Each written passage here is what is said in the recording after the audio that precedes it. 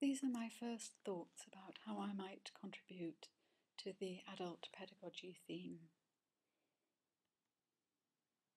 Danielle has asked in the wiki to answer the question, what matters to us? So, what matters to me?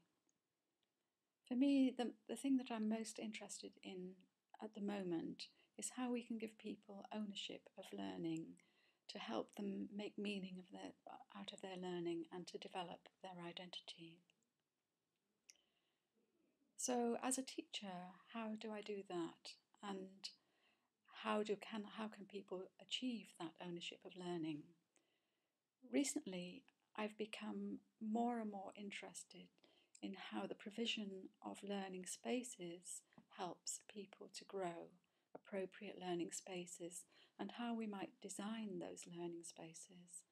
This is very much in line with what Etienne and Bev are doing on this BEtreat. So with colleagues, I've been exploring these three areas: emergent learning, embodied learning, and massive open online courses.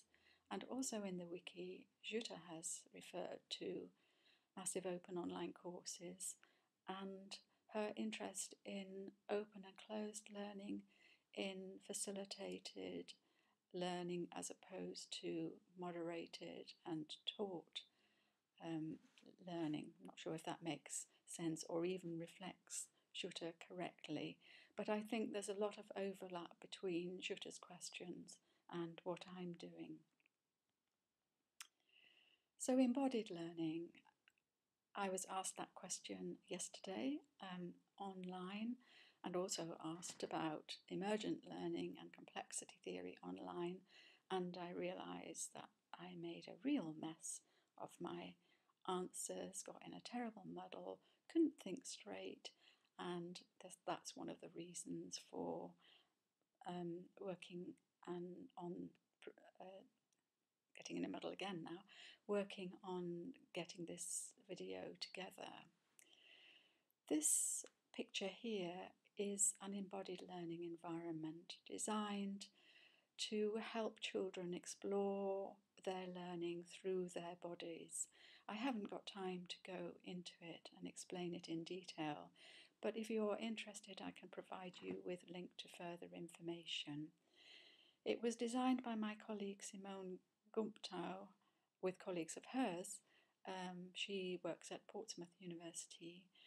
And basically children, especially children on the autism spectrum, who cannot communicate easily through text or through language, can go into this environment and through their interactions with it, through all their senses and their whole bodies, can communicate and learn in really profound and surprising ways.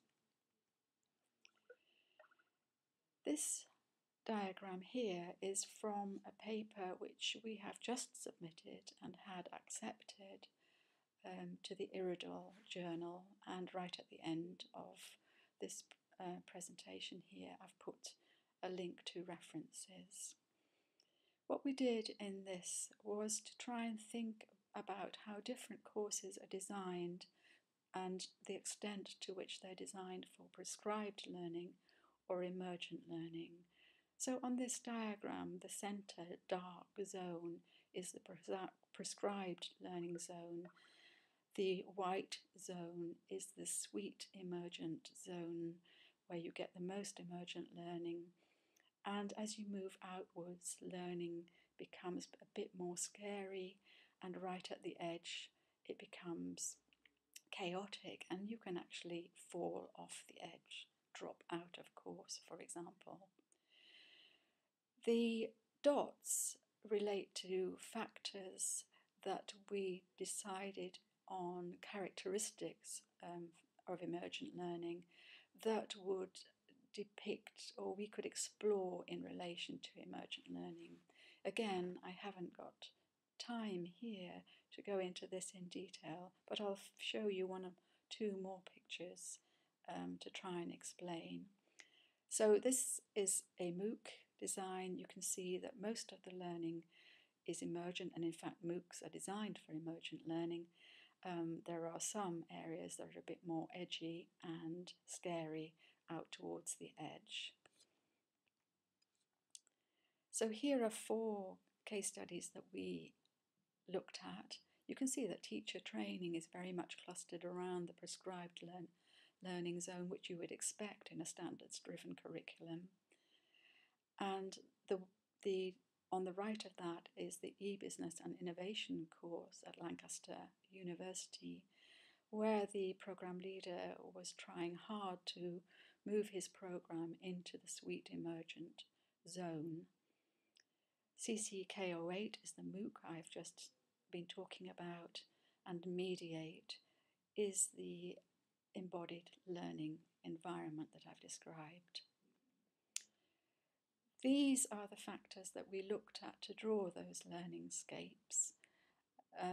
In our paper, we provide details of how we came to these factors and how we scored them, but I think that quite a lot of these here will relate to how we design online learning and how we design face-to-face learning, and in fact even the learning that has been designed in this BEtreat.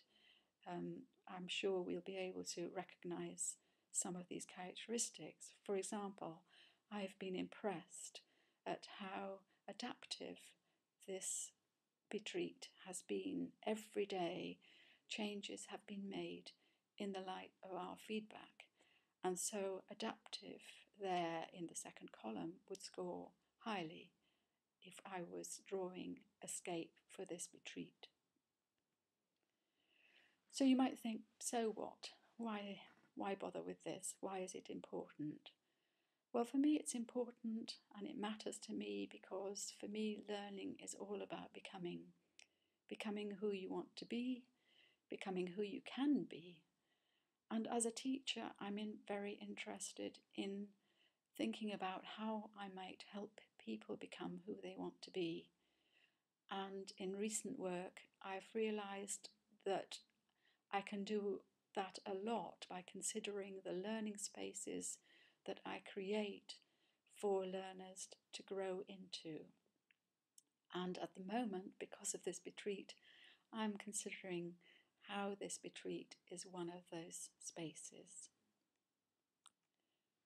So these are the references, this is the link to the references that I've drawn on for this short video. It's probably not so short now, so I hope this helps towards the thematic group work.